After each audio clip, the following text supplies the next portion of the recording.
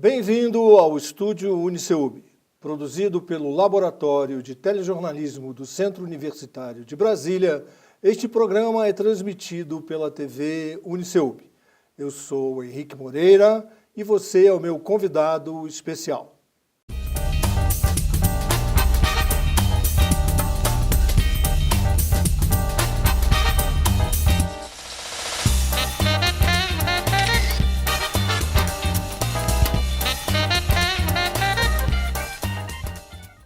Estúdio Uniceub recebe o professor Luiz Martins da Silva, idealizador e coordenador do projeto SOS Imprensa da Universidade de Brasília. Ele é doutor em Sociologia pela Universidade Nova de Lisboa e professor da graduação e da pós-graduação em Comunicação na Universidade de Brasília. Trabalhou em importantes órgãos de imprensa como o Jornal o Globo, a revista Veja e Ciência Hoje. Suas pesquisas concentram-se nas áreas de jornalismo público, comunicação pública, comunicação e mobilização social. O professor Martins também é poeta, tendo vários livros publicados e diversos prêmios nacionais. Recentemente lançou um livro, O Jornalismo como Teoria Democrática. Professor Martins, obrigado por aceitar o nosso convite e é um prazer tê-lo aqui conosco no Estúdio Uniceub. Prazer todo nosso. Num artigo recentemente publicado no Observatório da Imprensa, o jornalista Francisco Júlio Xavier chamou a imprensa brasileira de grotesca, dizendo que ela não cumpre decentemente a sua missão de informar de maneira isenta aquilo que acontece no país. O senhor concorda com essa percepção?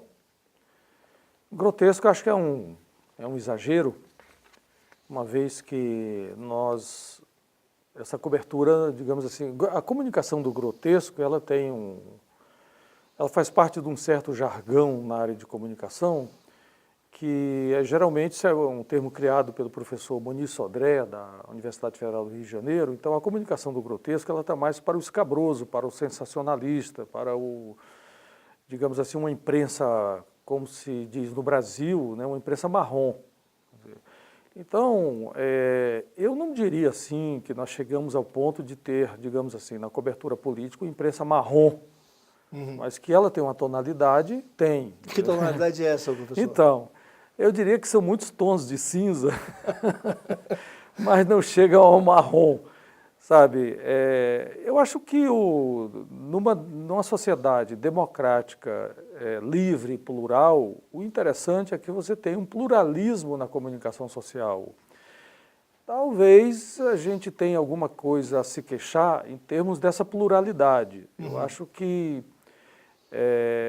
o interessante da pluralidade é que você tem razões para distribuir para os vários matizes, cada um deles com as suas razões.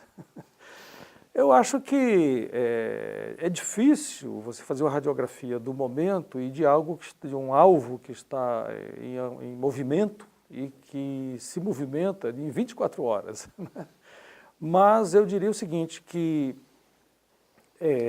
no geral, se você tem uma imprensa livre, já é digamos assim, já é uma vantagem, já é, digamos, um avanço. Entretanto, eu não sei se você tem acompanhado,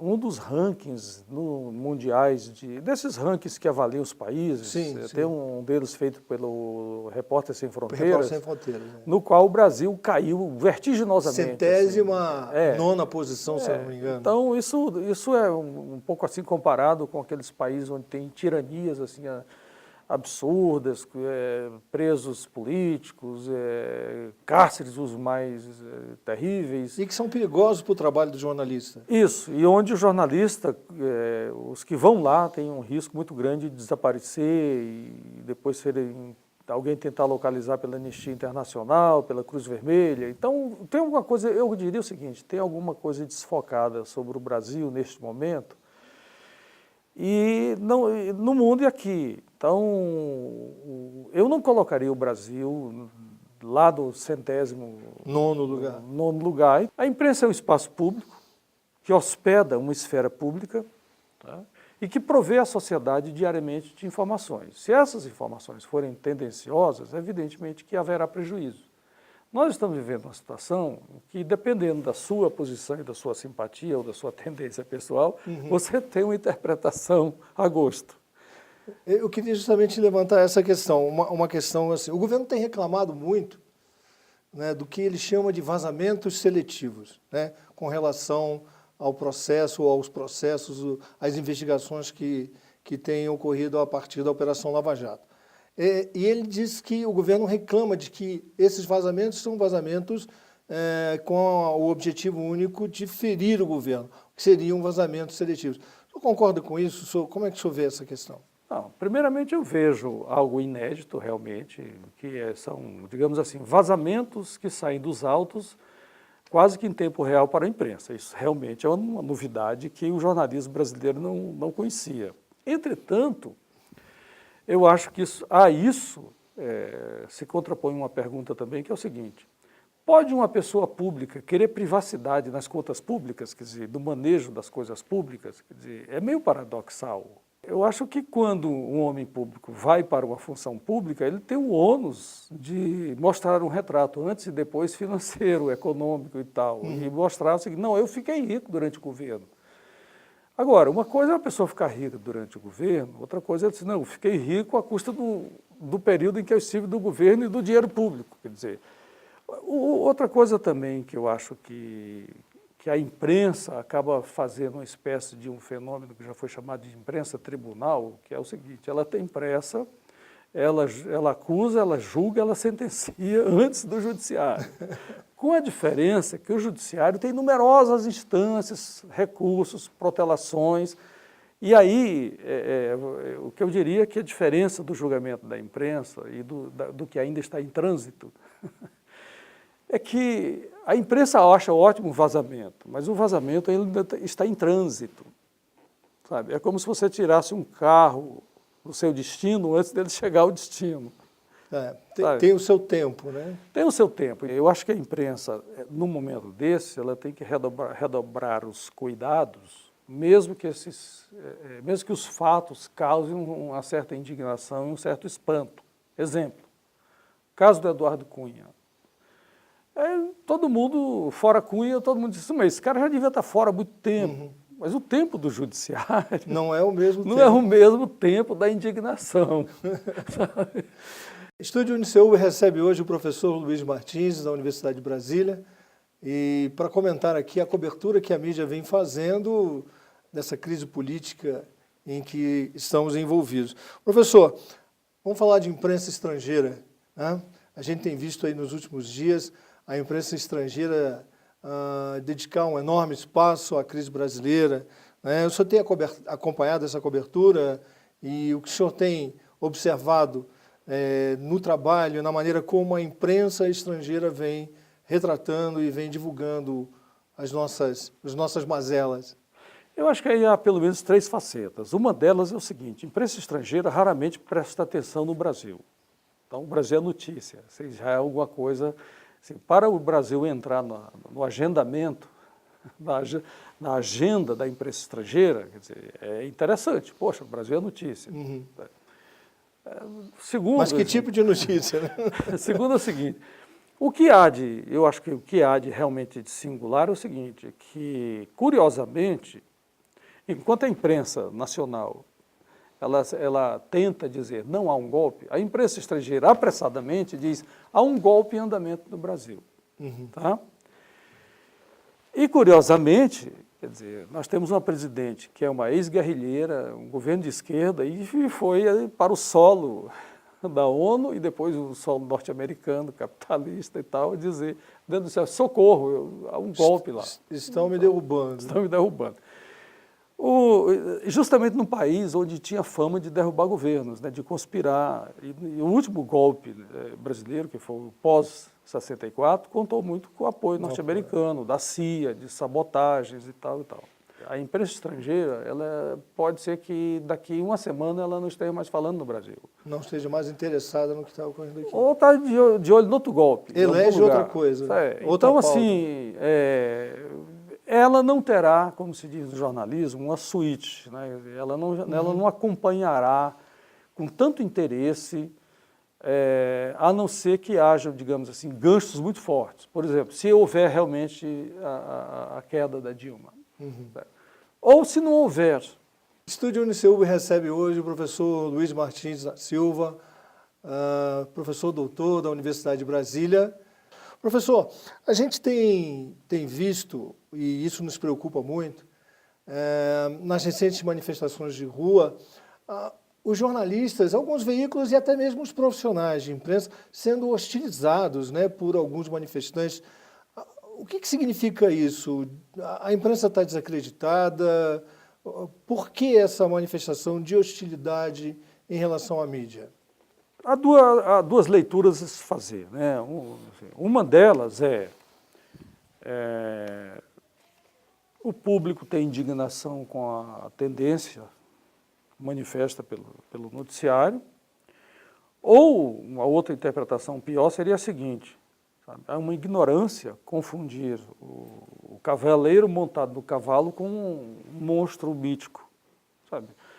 Você atacar um repórter achando que está atingindo a emissora, quer dizer, quebrar um carro da emissora, né? Então assim, é raro você encontrar algum vandalismo juramentado com um ideológico programático. Geralmente o vandalismo ele é uma manifestação atípica, irracional e digamos, não há muita explicação, sabe? Agora, um vandalismo contra uma instituição que é da democracia é estranho, causa espécie, é doloroso ver o seguinte, que se você tem liberdade até para jogar pedra, por que o outro não tem liberdade para dizer o que quer?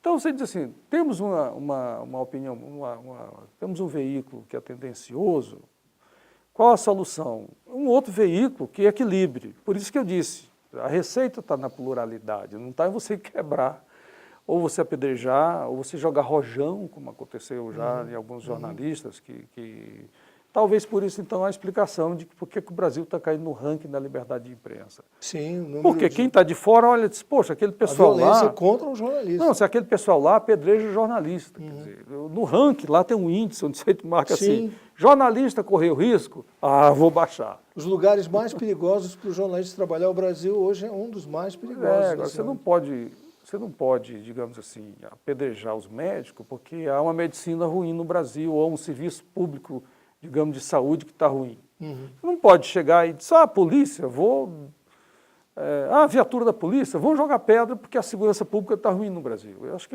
há um erro aí, uma metonímia que é a parte pelo todo, sabe? Então, você quer criar slogans e ir em praça pública e dizer contra a imprensa, vamos protestar por uma imprensa melhor, mas você destruiu o que você tem, porque ela não está boa, quer dizer, eu acho que é falta de conscientização, é falta de, digamos assim, de um respeito cívico para uma instituição que pode ter veleidades? Tem, mas vamos relembrar, me ajude a relembrar qual foi o clássico que disse, olha, eu posso até não concordar com nenhuma das suas palavras, mas eu... vou morrer defendendo o seu direito de discordar.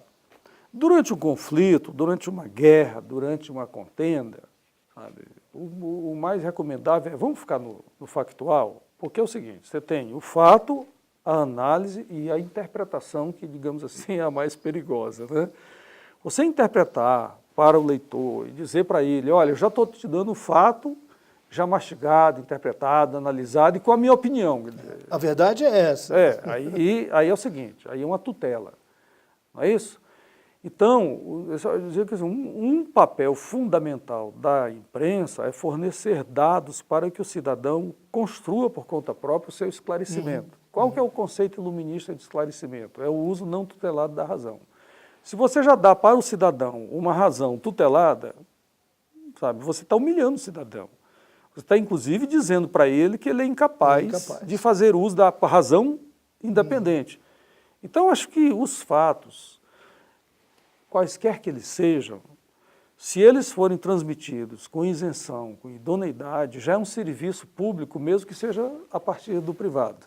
Então, voltando, se você diz para o cidadão qual é a opinião dele, ou qual a opinião que ele deve ter, isso é uma humilhação do cidadão. você tirar do cidadão, sabe, mesmo que ele possa fazer os juízos mais equivocados, sabe, não existe o chamado esclarecimento. Não existe esclarecimento se ele é fornecido, digamos assim, a priori, on delivery, como é que é? Serviço de entrega rápida de opinião, prêt-à-porter, como os franceses diziam, né? Pronto para vestir. Quer dizer, se você dá para o público uma opinião já pronta para ele usar, quer dizer, no mínimo você está zombando de algo que é feito, digamos assim, o povo não é bobo, né? Quer dizer, o povo é o que gritam por aí. Né? Veja bem, mas o que eu quero dizer é o seguinte, o povo pode fazer os seus juízos, os mais atrabiliários que sejam. Agora, o que eu quero dizer é o seguinte, quando dói, sabe, quando há crise, quando há desemprego, sabe, dificilmente você tem qualquer que seja o governo, dificilmente você tem o povo do lado. Professor, para a gente falar um pouquinho da perspectiva que a gente tem no futuro do jornalismo, no futuro da mídia, né? A gente ouve, já é um lugar comum, a gente ouvir que o jornalismo está em crise, que o modelo de negócios do jornalismo, da maneira como ele está colocado hoje, ele está fadado ao fracasso. E, recentemente, a professora Julia Cage, da Universidade de Harvard, ela publicou um livro onde ela defende que o futuro da mídia está no chamado financiamento coletivo. O que você acha disso, professor? Olha, todas as futurologias se revelaram furadas, né? Não sei, é um perigo fazer futurologia, né? É claro que o modelo de negócios da mídia está problemático. Quantos grandes jornais já faliram, né? Mas, falando em futuro, eu concordo, eu acho que hoje já existe até o fenômeno do eu-mídia, né? Qualquer pessoa pode se transformar num informante. Sabe?